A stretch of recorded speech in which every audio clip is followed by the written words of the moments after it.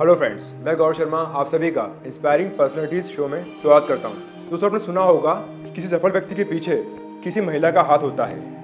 लेकिन दोस्तों, आज आप सभी को हम इनसे मिलवाएंगे। ना केवल उन्होंने अपनी पारिवारिक जिम्मेदारियां निभाई, बल्कि अपनी ज़िंदगी के खुद के अपने गोल भी अचीव किए। दोस्तों, आज आप सभी हम डीएसपी सुरभि मीना से मिलेंगे। तो आपका स्वागत है गौरव शर्मा शो में। हेलो, मैं डीएसपी सुरभि मीना वर्तमान में उज्जैन में एज अ डीएसपी पोस्टेड हूँ। एज अ सीएसपी जीवाजीगंज पदस्थ हूँ। और मैं धन्यवाद करना चाहती हूँ डिवाइन प्रभात के गौरव शर्मा जी का, जिन्होंने मुझे ये अवसर प्रदान किया कि मैं अपनी स्टोरी, सक्सेस स्टोरी शेयर करूँ कि मिलियंस ऑफ लोग और जो भी मुझे देखें वो लोग उससे प्रेरित हों और अपने जीवन में कुछ यदि सीख पाते हैं तो उनका मैं उसमें कंट्रीब्यूट कर पाऊँ। हम शुरुआत करते हैं, मतलब मैं एक थोड़ा सा इंट्रोडक्शन अपने बचपन, एजुकेशन, स्कूल, इसके बारे में देना चाहूँगी। तो मेरी जो स्टोरी है उसे मैं लग 3 पार्ट में आपको बताना चाहूँगी। फर्स्ट कि मेरा बचपन कैसा था और स्कूलिंग क्या हुई।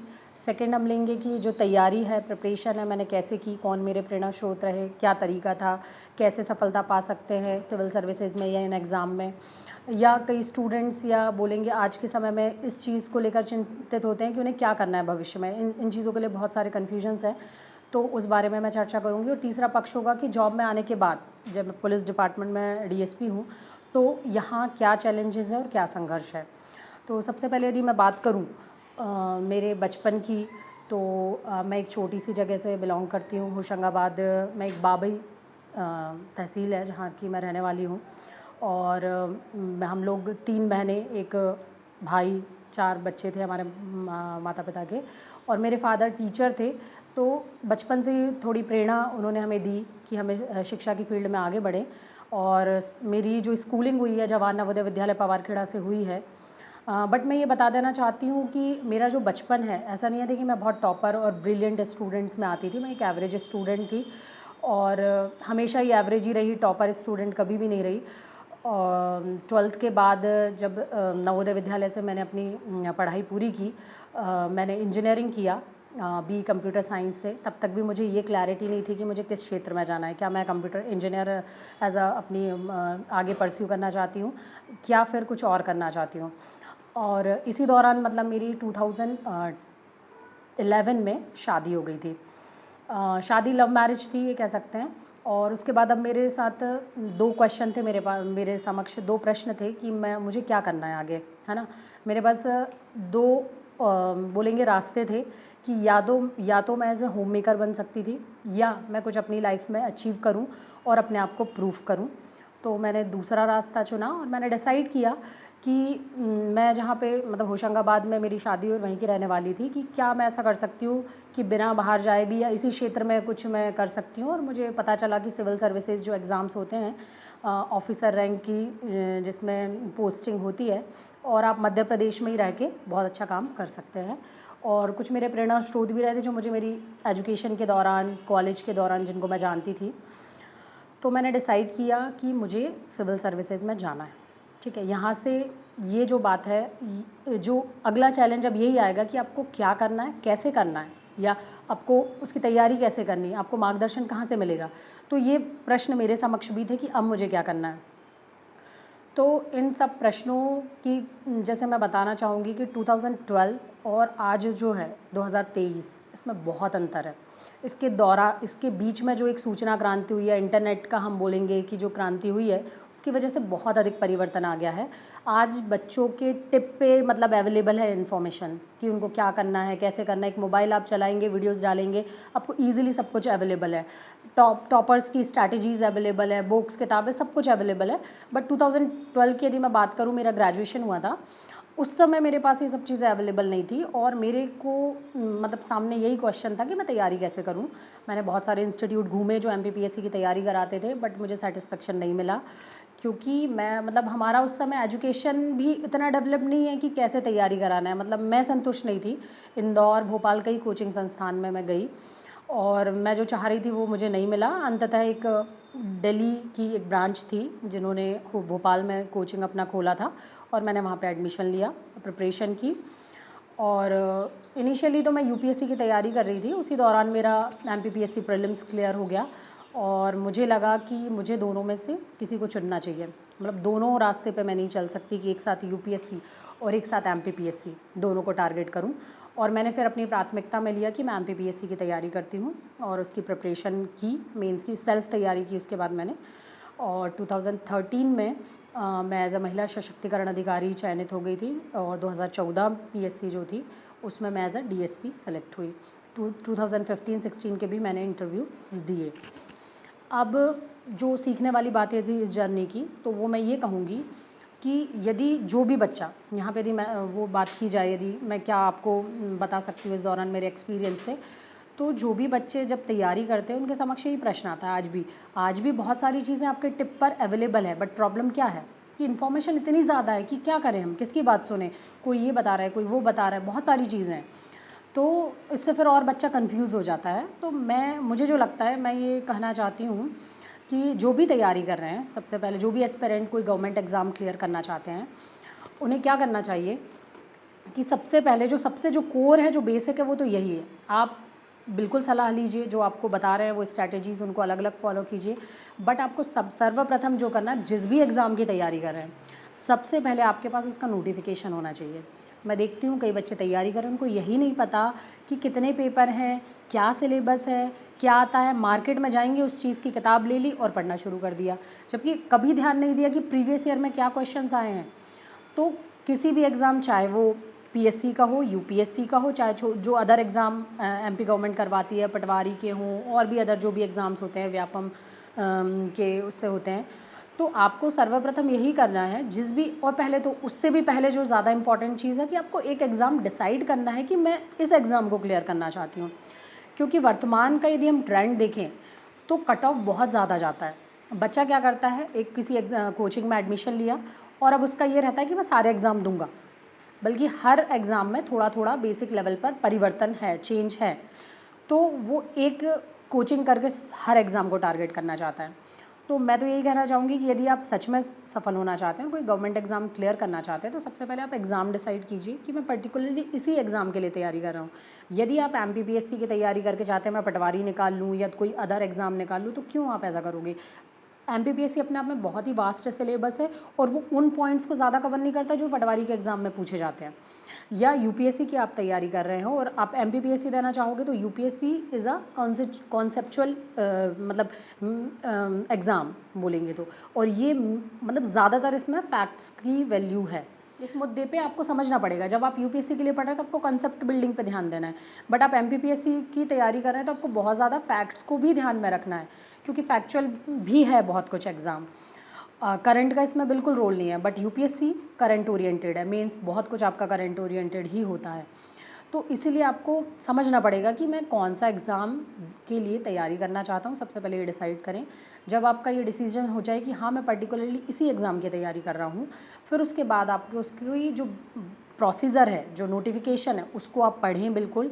क्या क्या इसके लिए योग्यताएं हैं, किन चीज़ों पे आप बाहर हो सकते हैं, क्वालिफाई हो सकते हैं, एज का क्राइटेरिया क्या है, क्या क्या इस सब्जेक्ट विषयों पर इसमें पूछा जाएगा और इसके प्रीवियस ईयर्स के पेपर्स क्या है, मतलब क्या प्रश्न पूछे गए।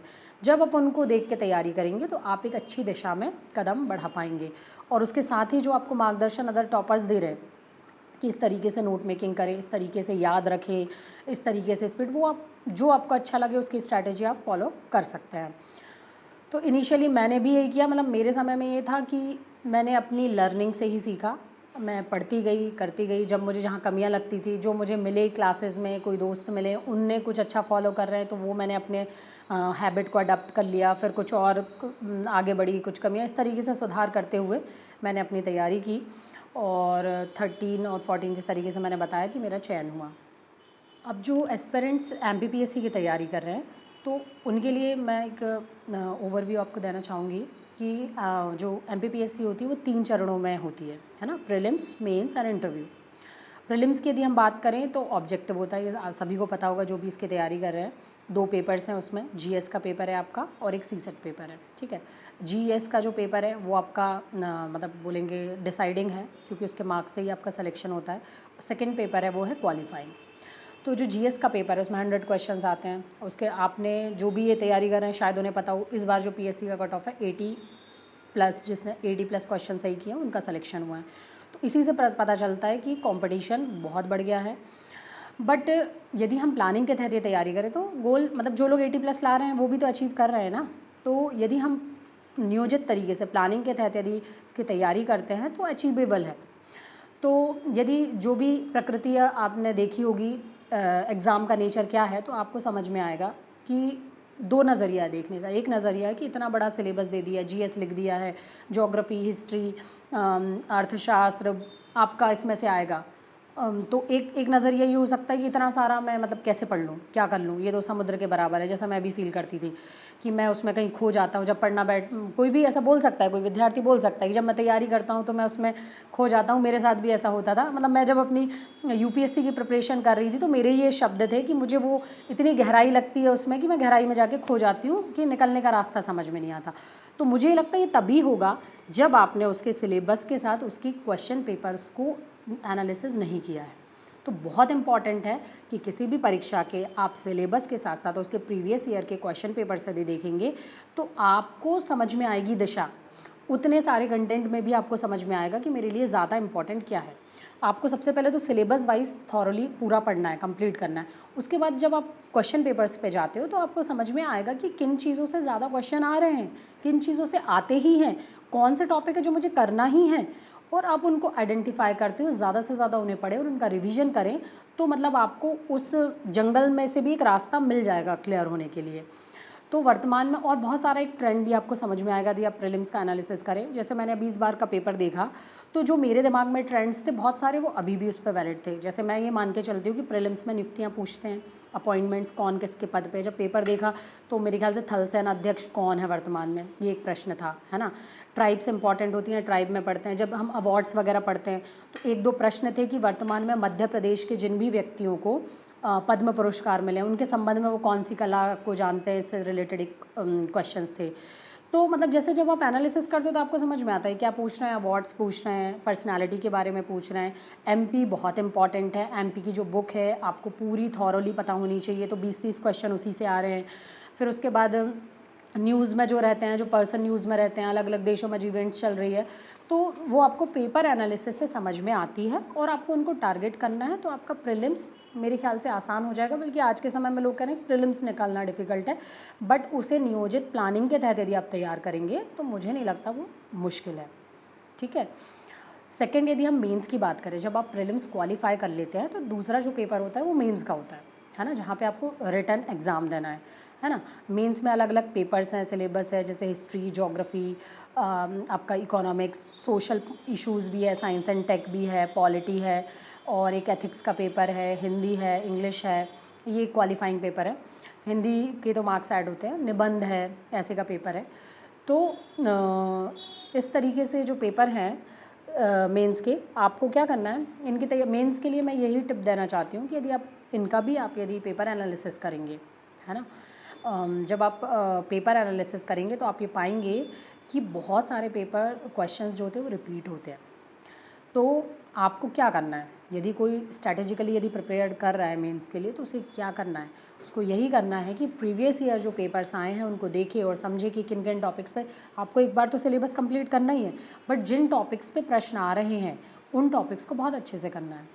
एमपी से जो क्वेश्चन आ रहे हैं, एमपी की एक बुकलेट है, आप इसे बहुत अच्छे से तैयार करना है ताकि उससे जो प्रश्न आए उनकी उसकी क्वालिटी के साथ कॉम्प्रोमाइज़ ना हो। जैसे मैं आपको बताऊंगी, यदि आप पेपर एनालिसिस करेंगे तो आपके 80% जो क्वेश्चन है वो एमपी और रिपीटेड क्वेश्चन है जो आपने ऑलरेडी गैस कर रखा है, उसको आपको बहुत अच्छे से तैयार करना है ताकि उसमें यदि 6 का प्रश्न है तो 4 मार्क्स आ सके, बहुत अच्छे नंबर आ सके। और फिर जो 20% के प्रश्न आ जाते हैं उसमें आप एक एवरेज भी उत्तर लिखेंगे ना, क्योंकि आपने सिलेबस तो पूरा कवर किया है। उसमें आप बहुत हाई क्वालिटी का ना लिखें लेकिन एवरेज भी उत्तर लिखेंगे तो आपको 2-3 नंबर मिलेंगे।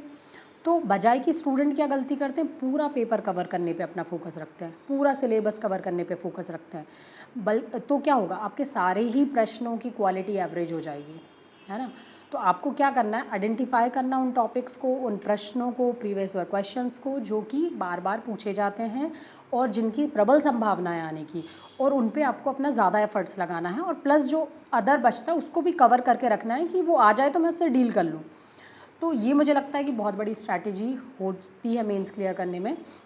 हाँ, मैं 2014 की मार्कशीट निकाल नहीं पा रही हूँ, बट मेरे बहुत अच्छे मार्क्स थे और 13 में भी मेंस में। और यदि कभी मुझे मिल पाती है तो मैं ज़रूर आपके साथ शेयर करूँगी। तो उसके पीछे मेरी यही स्ट्रैटेजी रही थी कि, और दूसरा एसए को बहुत अच्छा किया था मैंने कुछ टॉपिक्स पे, वो भी आइडेंटिफाई आप पीएससी में बिल्कुल कर सकते हो, मैं यूपीएससी का नहीं कहती, बट पीएससी में आप कर सकते हो कि महिला पे है, जैसे बेरोजगारी है, प्रदूषण है, कुछ ऐसे विषय हैं, क्लाइमेट चेंज है, इन पे निबंध आने की बहुत संभावना होती है। तो क्यों ना आप पहले से इन पे ऐसे कंटेंट हो, आपके पास स्लोगन्स भी हो, कोटेशंस हो, याद करके रखें, फैक्ट्स तैयार करके रखें, जिनको आप अपने ऐसे में यूज़ करें। तो मैंने ये किया था, मेरे ऐसे में भी काफ़ी अच्छे नंबर थे। एथिक्स है, एथिक्स भी यदि आप समझे, उसमें कुछ केस स्टडीज़ अपने दिमाग में रहें और अच्छे से पढ़ लें, तो वो भी काफ़ी स्कोरिंग है। और हिंदी, ये 3 सब्जेक्ट यदि मेंस में किसी को अच्छे मार्क्स लाने हैं तो अपने ऐसे, एथिक्स पेपर प्लस हिंदी, इनमें यदि आप बहुत अच्छे कर लेते हो तो आपका ऑटोमेटिकली ओवरऑल जो मेंस के मार्क्स है बहुत इम्प्रूव हो जाएंगे। क्योंकि जो फर्स्ट, सेकंड और थर्ड पेपर है उनमें इतनी संभावना नहीं होती, थोड़े बहुत नंबर का डिफरेंस आता है, उनमें आप ज़्यादा लीड नहीं ले सकते, बट ये 3 विषय है उनमें आप बहुत ड्रास्टिकली मतलब डिफरेंस ला सकते हैं अपने मार्क्स में। कई बार बच्चा ये भी कहता है कि मेरा तो सिलेक्शन हो गया था परंतु मैं इंटरव्यू में रह गया। तो मैं इसको क्लैरिटी ये देना चाहूँगी कि वो एक्चुअली इंटरव्यू में नहीं रहा, वो मेंस में ही रह गया, है ना। आप इंटरव्यू में क्यों बाहर हुए, मतलब आपको यदि जानकारी हो तो जो प्रीलिम्स देता है, जितनी भी पोस्ट हैं उसके 15 टाइम्स लोग वो मेंस के लिए क्वालिफाई करते हैं, वो लोग मेंस देते हैं, फिर उसका 1/3 लोग इंटरव्यू के लिए निकालते हैं, और उसमें से फिर जो 1% मतलब बोलेंगे 3 हिस्सों में से एक हिस्सा जो फाइनली लिस्ट में सेलेक्ट होते हैं। तो मतलब आपको पहले से पता है कि जितने भी लोग इंटरव्यू दे रहे हैं उसमें 3 में से सिर्फ 1 चुना जाएगा, है ना। तो वहाँ पे वो लोगों की बाहर होने की संभावना ज़्यादा है जिनका मेंस के मार्क्स अच्छे नहीं हैं, ठीक है। तो आप ये कह सकते हैं कि मेंस के मार्क्स यदि आपके अच्छे हैं तो आपका सिलेक्शन पक्का है, लेकिन आपके मार्क्स बहुत अच्छे हैं तो आपको अच्छी पोस्ट मिलना आपका श्योरिटी हो जाती है ना। मतलब मेंस के मार्क्स आपका सिलेक्शन डिसाइड कर रहे हैं और इंटरव्यू का मार्क्स आपकी पोस्ट डिसाइड कर रहे हैं। तो यदि कोई कह रहा है कि मेरा सिलेक्शन नहीं हुआ तो उसकी कमी किस स्टेज पे, सेकंड स्टेज पे, मेंस में उसके मार्क्स कम है इसलिए वो लिस्ट से बाहर हुआ। मतलब मैं अपना यदि एग्जांपल दूं तो मेरे मेंस में मार्क्स अच्छे थे, बट मैं डीसी के पद पे नहीं पहुंच पाई या टॉप नहीं कर पाई, तो मुझे लगता है इसमें मेरे इंटरव्यू के मार्क्स थे। और मैंने शायद ये गलती की, अब मैं रियलाइज़ करती हूँ कि मैंने बहुत सीरियस नहीं लिया अपने इंटरव्यू को। एक नहीं, मैंने 2-3 इंटरव्यूज़ दिए जिनको मैंने बिल्कुल सीरियस नहीं लिया, या जो भी कहना चाहूँगी मैं कि मतलब 250 के थे तब भी 100 लगभग मुझे मार्क्स मिले। बाद में उसे 175 का कर दिया तब भी 100 लगभग मार्क्स मिले। मैंने बिल्कुल भी एफर्ट्स नहीं लगाया, ना कोई मॉक इंटरव्यूज़ दिए। तो क्या हुआ कि मेरा सिलेक्शन तो फिर भी हुआ क्योंकि मेरे मेंस में मार्क्स अच्छे थे, है ना। बट यदि मेरा इंटरव्यू अच्छा मैं करती तो मैं टॉप भी कर सकती थी या अच्छे पद पे जाती। तो इसीलिए ये गलतफहमी है कि इंटरव्यू में बाहर हो गए वो। तो आपको अल्टीमेटली जो अच्छा करना है वो क्या करना है, मेंस अच्छा करना है। यदि आपको सेलेक्ट होना है और कोई ऑफिसर का पद प्राप्त करना है तो आपको आपके मेंस में मार्क्स बढ़ाने होंगे, ठीक है। ये हो गई एग्ज़ाम, एमपीपीएससी के एग्ज़ाम की बात। अब एक अलग जो प्रश्न स्टूडेंट्स के मन में होता है कि किस तरीके से हमारा रूटीन होना चाहिए, कैसे तैयारी की जाए, दिन में कितने घंटे पढ़ा जाए। तो इसके बारे में मेरे जो विचार हैं वो ये है कि हर किसी का अलग अलग होता है ना। कोई कम समय भी पढ़ के आज ज़्यादा अच्छा परफॉर्मेंस कर लेता है, कोई ज़्यादा समय पढ़ता है, कोई दिन में पढ़ना पसंद करता है, कोई नाइट में किसी को पढ़ना पसंद होता है। तो वो जैसा आपको कंफर्टेबल लगे वैसा मेरे ख्याल से करना चाहिए। जैसे मैं यदि अपना बताऊं तो मेरा कोई टाइम फिक्स नहीं होता था। मैंने जिस समय मैं तैयारी कर रही थी मैंने सारी मतलब बोलेंगे इंटरेक्शंस, सोशल मीडिया प्लेटफॉर्म हो, चाहे लोगों से मिलना जुलना हो, चाहे सामाजिक कार्यक्रम हो, सभी से अपने आप को दूर कर लिया था। हालांकि मैं मैरिड थी, परंतु मैं भाग्यशाली थी कि मुझे इतनी फ्रीडम मेरे घर से मिली कि मुझ पर सामाजिक कोई दबाव नहीं था। तो मैंने अपने आप को इन सब चीज़ों से कट ऑफ कर लिया था।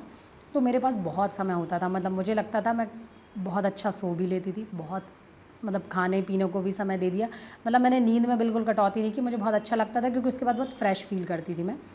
पढ़ लिया, जब आपको जहाँ बर्डन या प्रेशर फील करने लगे उसके बाद सो लिया, थोड़ा वॉक कर ली, घूम लिया, शाम को छत पे घूम लिया, जिस समय अच्छा लगा उस समय पढ़ा, दिन में पढ़ लिया, कभी रात भर पढ़ लिया, मतलब जो समय अच्छा लगता था उस समय पढ़ाई की। तो और भी जो अदर स्टूडेंट्स हैं जो जॉब के साथ तैयारी कर रहे हैं, कुछ लोगों के पास समय है तो वो अपने समय के अनुसार एक अपना टाइम मैनेजमेंट का प्लान बनाएं। जो वर्किंग है तो उस घंटे के बाद वो कैसे यूज़ करेंगे। बट जितने भी घंटे आप पढ़ाई कर रहे हैं यदि आप उसे एफिशिएंटली यूज़ करेंगे और क्वालिटी के साथ पढ़ेंगे तो मेरे ख्याल से 6-7 घंटे भी सफिशेंट होते हैं, और कंसिस्टेंसी रहेगी यदि आपकी 1-1.5 साल की प्रिपरेशन में तो। क्योंकि ऐसा नहीं है कि आपको बहुत पढ़ने की ज़रूरत है, आप जो भी, लेकिन आपको रेगुलर रहना है, रोज़ पढ़ाई करनी है, और वो उस समय को निर्धारित करते हुए। समय आप अपने अनुसार चुन सकते हैं, जिसको रात में पढ़ना पसंद है वो करे, दिन में पढ़ना पसंद है वो करे। बट हाँ, मुझे लगता है आजकल चुनौती ये भी है, एक सोशल मीडिया का उपयोग, फ़ोन का यूज़ ये बहुत ज़्यादा होता है, हमें पता भी नहीं चलता कि कब हमारे 2 से 3 घंटे, हम 5 मिनट के लिए कोई एक, कई बार हम पढ़ाई के लिए फ़ोन उठाते हैं बट पता नहीं चलता कि पढ़ने के लिए फ़ोन उठाया था, उसके बाद आधे घंटे से हम फ़ोन को स्क्रॉल किए जा रहे हैं। तो ये प्रॉब्लम होती है। तो इसके लिए आपको कुछ अपने लिए वो डिसाइड करने चाहिए, क्या बोल सकते हैं उसको, कि मुझे भाई इतने ही घंटे फ़ोन यूज़ करना है, या इतने ही बजे मैं फ़ोन सोशल मीडिया को यूज़ करूँगा, या इस तरीके से कुछ अपने लिए आपको कुछ सिद्धांत बनाने होंगे जिनके साथ आप अपनी पढ़ाई को ईज़ी कर सकते हैं और अपने समय जो वेस्ट होता है उसको रोक सकते हैं, बचा सकते हैं। इसके बाद यदि मैं बात करूँ स्टूडेंट्स क्या करें, अपने डेली रूटीन है उसको कैसे सेट करें। एक और मैं बहुत इम्पॉर्टेंट बात बोलना चाहूँगी कि ये देखा जाता है कि मतलब मैं देखती हूँ आज के समय में बहुत परेशान है लोग जॉब पाने के।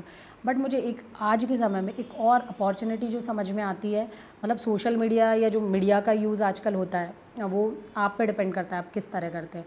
बट इसने कहीं ना कहीं ये रास्ता तो खोल ही दिया है कि किसी के अंदर कोई भी प्रतिभा हो। पहले क्या होता था, यदि किसी को सिंगिंग में इंटरेस्ट है तो वो बॉम्बे जाए, फिर अपना वहाँ पे सफल होने के लिए मेहनत करे। कोई किसी भी क्षेत्र में, कोई अच्छा राइटर है, कोई सिंगर है, कोई डांसर है, कोई पेंटिंग करना चाहता है। बट ये जो मीडिया क्रांति आने से आज के समय का ये स्थिति है कि आपका जो पैशन है आप बिल्कुल उसे परस्यू कर सकते हो और आपको कहीं भागने की ज़रूरत नहीं है। यदि आपके अंदर हुनर है, काबिलियत है, तो आप उसमें सफल हो सकते हैं। तो मैं मतलब बहुत समय तक जब मतलब ये देखती हूँ कि लोग सरकारी नौकरियों के पीछे मतलब जो युवा हैं वो जा रहे हैं। बट मैं ये कहना चाहती हूँ कि यदि आप सच में ये करना चाहते हैं तो आप करें, मतलब किसी दबाव में या इसलिए ना करें। आप एक्चुअल में जाना चाहते हैं, आप करें, आप सही तरीके से तैयारी करें और अपने गोल को अचीव करें। अदरवाइज़ आपके अंदर कोई और पैशन है, आप उसे भी परस्यू कर सकते हैं, बिल्कुल करें। मतलब समाज के दबाव को महसूस ना करें कि ये क्या समझा जाएगा। वो आजकल बहुत अच्छा मतलब अपॉर्चुनिटी है आज की जनरेशन के पास और बहुत अच्छा कर भी रहे हैं। जिस क्षेत्र में किसी को फोटोग्राफी, वीडियोग्राफी का शौक़ है, आप फिल्म बना सकते हैं, आपको एंकर बनना है, आप अपनी चैनल बना सकते हैं, आप तो क्या नहीं कर सकते। तो ये मतलब जो आपका पैशन है उसे आप फॉलो करें, मैं ये कहूँगी। कि सिर्फ दबाव के कारण कि ये प्रतिष्ठा का पद है और मैं ये करना चाहता हूँ, ये ना करें। तो देखते हुए कि आपका इंटरेस्ट कहाँ है, आप उस क्षेत्र में जाएं और उसे परस्यू करें, ठीक है। अब रही जॉब की बात, गवर्नमेंट जॉब की, इसमें कोई संदेह नहीं है कि ये बहुत ही प्रतिष्ठित सर्विस मानी जाती है मध्य प्रदेश की, और जैसे यूपीएससी वो भारत की प्रतिष्ठित सेवाओं में एक मानी जाती है। तो मेरा भी इसमें चयन हुआ। बट जैसे मैं बताना चाहूँगी, जब आप इंटरव्यू वाली स्टेज पे आते हैं तो आपके पास ऑप्शन होता है कि हम क्या प्राथमिकता अपनी भरते हैं। तो उस समय जनरली जब विद्यार्थी भरता है उसके पास प्रायोरिटीज़ भरता है जो लास्ट समय पे फॉर्म में, तो उसके दिमाग में ये होता है कि बस उसे जॉब मतलब मिल जाए, पानी है। उस समय वो उन पे विचार नहीं करता कि किस क्षेत्र में क्या प्रॉब्लम है, क्या समस्याएं, क्या चैलेंजेस है। जैसे मैंने भी नहीं किया था कि हमें लगता है कि बस हम प्रायोरिटीज़ डाल दें और हमारा सिलेक्शन हो जाए। बट कुछ चीज़ें जब आप आ जाते हैं जॉब में, उसके बाद आपको फेस करनी पड़ती है कुछ प्रॉब्लम्स। तो जिस तरीके से जैसे कोई महिलाएं, मुझे लगता है काफ़ी चैलेंजिंग है यदि पुलिस में यदि महिलाएं आती है तो। बट है बहुत सी महिलाएं जो अच्छा कार्य कर रही हैं पुलिस में होते हुए भी, चैलेंजेस का सामना करते हुए अपने को साबित कर रही हैं। और पुलिस में भी ये संभावना तो रहती है कि यदि आप फील्ड पे रहना चाहिए, यदि ऑफ फील्ड रहना चाहें तो वहाँ पे भी बहुत सारी पोस्ट होती है जहाँ पे आ रहे हैं, वहाँ पे आप अपनी सेवाएं दे सकते हैं।